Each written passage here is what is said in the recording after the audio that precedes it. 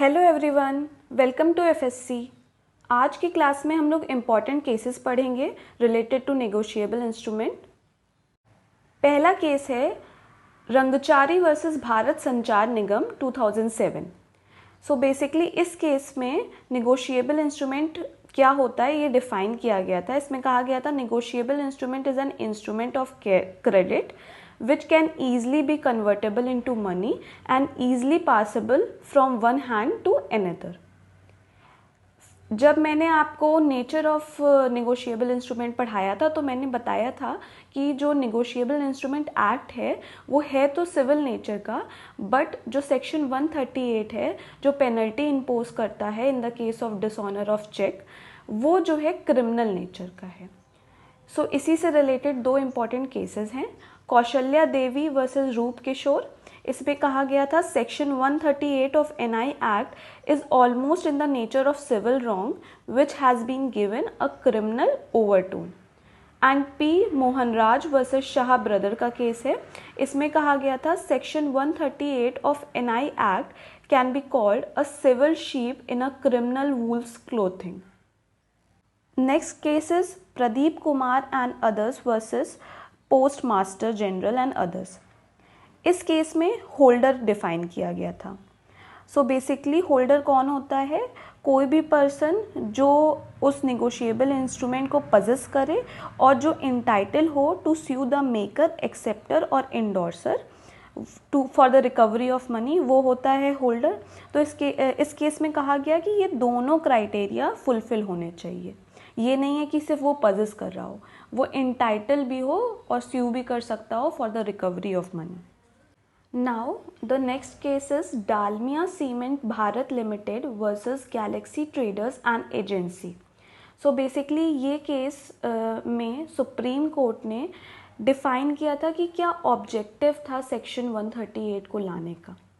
Court ने कहा कि section 138 was incorporated with a specified object of making a specific provision by incorporating a strict liability so far as check as a negotiable instrument is concerned। So basically strict liability लाने के लिए था कि in terms of check लाने के लिए ये section insert किया गया था। अब नेक्स्ट केस है नरसिंह दास तपाड़िया वर्सेस गोवर्धन दास। इस केस में बेसिकली ये बोला गया था कि जैसे कि मान लीजिए 138 के अंदर चेक डिसऑनर हुआ, बैंक ने इन्फॉर्म करा पेई को, पेई ने नोटिस दी 30 डेज़ के अंदर और पेमेंट डिमांड किया। उस 30 डेज़ के बाद 15 डेज़ का टाइम मिलता है ड्रॉअर को फॉर द पेमेंट। उस टाइम पीरियड में अगर उसने पेमेंट नहीं किया तब कॉज ऑफ एक्शन अराइज होता है।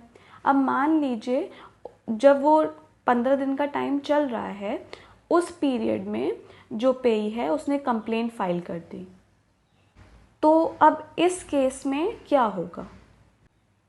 ये केस इसी से रिलेटेड है।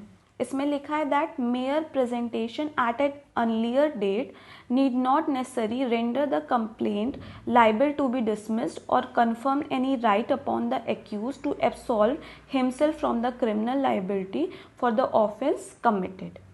ठीक है। और दूसरा केस आया था जोगिंदर प्रसाद सिंह वर्सेस सावित्री पांडे का। इसमें कोर्ट ने क्लियरली मेंशन कर दिया कि cognizance can not be taken on the basis of complaint filed before the expiry of the period of 15 days. ठीक है, तो ये दोनों केस आप साथ में देख लीजिएगा। नेक्स्ट केस है सिकागिन इंडिया लिमिटेड। ये केस बेसिकली चेक बाउंसिंग से रिलेटेड है।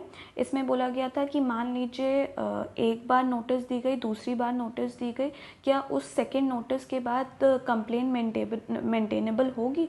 तो हाँ, ये सुप्रीम कोर्ट ने बोला that complaint is filed based on the second statutory notice issued after representation of cheque is maintainable. Vani agro enterprises versus state of Gujarat.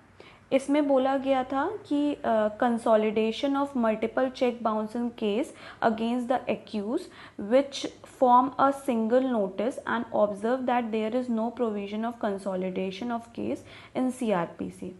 Basically इस case में बोला गया था कि consolidation of multiple cases against the same accused जो है नहीं हो सकता, क्योंकि इससे रिलेटेड कोई ऐसा प्रोविज़न नहीं है हमारे सीआरपीसी में।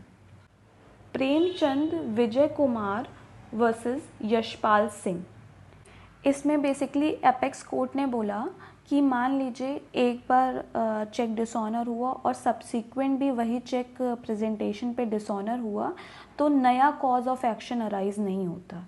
ठीक है। नेक्स्ट केस है ANSS Rajashekhar versus Augustus. Basically ये केस जो है प्रिजम्पशन सेक्शन 139 में जो मेंशन है उससे रिलेटेड है। अब ये जो 3 केसेस हैं ये जुरिडिक्शन से रिलेटेड हैं। 138 के अंदर जब चेक डिसऑनर हुआ और कंप्लेंट फाइल की गई, उसके बाद कौन सा कोर्ट इसका ट्रायल करेगा, इससे रिलेटेड ये 3 केस हैं। ए भास्करन वर्सेस शंकरन में कहा गया था कि जुरिडिक्शन उस कोर्ट के पास होगा जहाँ पे ऑफेंस हुआ है, और इसको गवर्न कौन करेगा, सेक्शन 177 ऑफ CRPC। उसके बाद है Harman electronics versus national Panasonic का केस। इस केस में कहा गया कि jurisdiction will not be govern by CRPC but on the basis that where cause of action arise. और Dashrath Roop Singh Rathore versus state of Maharashtra and others का केस था। इसमें बोला गया, ये केस बहुत इंपॉर्टेंट है, that the complaint of dishonor of check can be filed only to the court within whose local jurisdiction the check is dishonored by the bank on which it is drawn। कि जहाँ पे check dishonour हुआ है उस court के पास jurisdiction होगा। पर ये जितने भी केस हैं वो 2015 के अमेंडमेंट से पहले के हैं। आफ्टर 2015 अमेंडमेंट ये जितनी भी कॉम्प्लेक्सिटी थी रिगार्डिंग जुरिडिक्शन वो सॉल्व कर दी गई और सेक्शन 142 में सब सेक्शन 2 ऐड कर दिया गया regarding jurisdiction. Next case is national small industry corporation limited versus Harmeet Singh.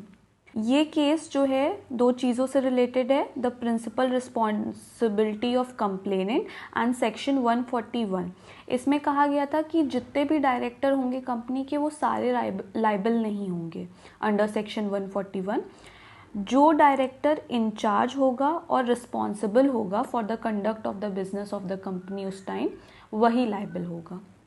Next मैंने यहाँ पे 2 केसेस मेंशन करे हैं, Damodar S Prabhu versus Syed Baba and meters and instrument private limited and others versus Kanchan Mehta.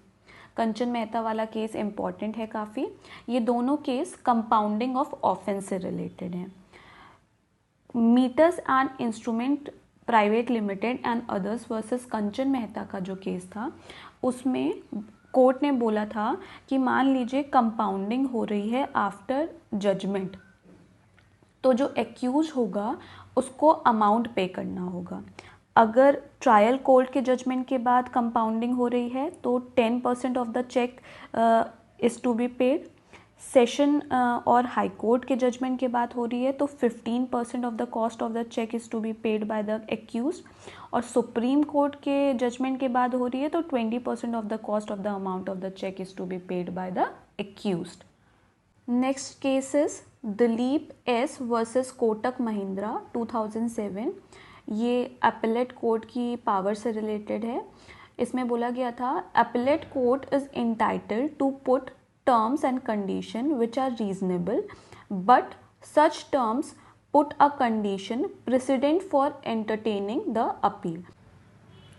Next case is Canara Bank versus Canara Sales Corporation and other।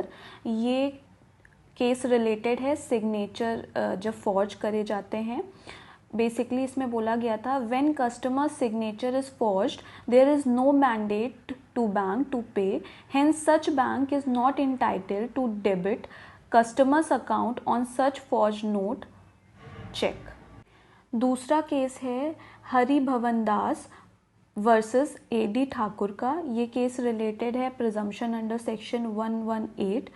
इसमें बोला था court ने, Court held that it is mandatory that the presumption under section 118 of the Negotiable Instrument Act should be made until the contrary is proved. सो यहाँ पे जितने भी important cases मुझे लगे मैंने आपके एग्ज़ाम के पॉइंट ऑफ व्यू से सारे कवर कर दिए हैं और ऐसे आपका पूरा NI कवर हो गया है। 3 वीडियोस हैं आपके थ्योरी पे और ये 4th वीडियो है आपका केस पे। नेक्स्ट हम लोग पढ़ेंगे पार्टनरशिप। ठीक है, थैंक यू फॉर वॉचिंग। अगर वीडियो अच्छा लगा हो तो please like share and subscribe.